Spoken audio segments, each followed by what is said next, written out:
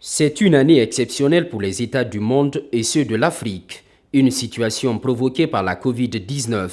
À ce jour, plus de 2 millions de cas sont recensés sur le continent. L'Union africaine met les bouchées doubles pour faire face aux impacts de la pandémie.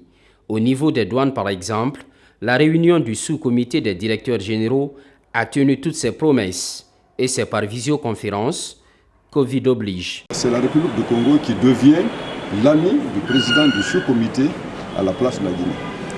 Ensuite, nous avons également remercié et félicité le secrétariat de l'OMD pour sa contribution à l'élaboration d'une liste des médicaments et des équipements entrant directement dans la lutte contre cette pandémie.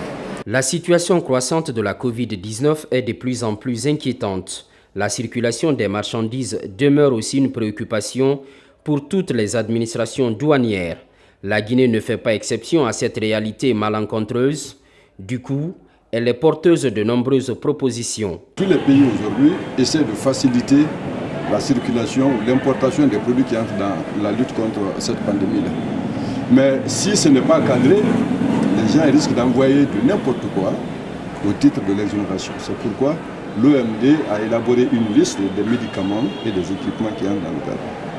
Alors, nous avons également expliqué ce que chaque administration devait faire dans le cadre de l'assistance administrative mutuelle pour faciliter la circulation de ces biens qui entrent dans la lutte contre la pandémie. À l'issue des travaux, les contributions les plus pertinentes vont orienter la prochaine assise. Elles concernent les ministres du budget de tout le continent.